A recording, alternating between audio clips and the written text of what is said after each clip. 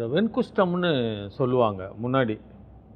அப்போது இதை வந்து லெப்ரசி அப்படின்ற ஒரு தொழுநோயோட பண்ணுவாங்க. தொழுநோய் இருக்கிறவங்களையே நம்ம நிராகரிக்கக்கூடாது அப்படின்றது தான். ஏன்னா தொழுநோயும் தொற்றும் தன்மை கொண்டது இல்லை. தொழுநோயும் ஒருத்தர்லேருந்து தொடர்றதுனால ஒருத்தருக்கு பரவுறது கிடையாது.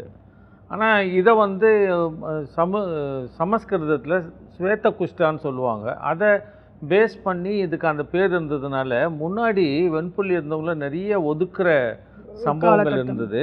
இதை வந்து 2010ஆம் ஆண்டு நம்ம 8 வருஷமாக தொடர்ந்து அதுக்காக போராடி 2010ஆம் ஆண்டு ஐயா கலைஞர் அவங்க முதலமைச்சராக இருக்கும்போது தான் முதல்ல இந்த அரசாணை ஒன்று, அந்த விட்டிலைகோவை வந்து வெண்புள்ளி தான் சொல்லணும், தவறாக வெண்குஷ்டம்னு சொல்லக்கூடாது அப்படின்னு ஒரு அதிகாரபூர்வமான அரசாணை தமிழ்நாட்டில் வந்துச்சு. இந்தியாவிலேயே முதல் முறையாக தமிழ்நாட்டில் வந்தது. இதை பேஸ் பண்ணி தமிழ்நாடு நமக்கு வழிகாட்டுதுன்னு பல மாநிலங்களும் இந்த ஜீவோ போட்டிருக்காங்க, ஃபாலோ பண்ணாங்க.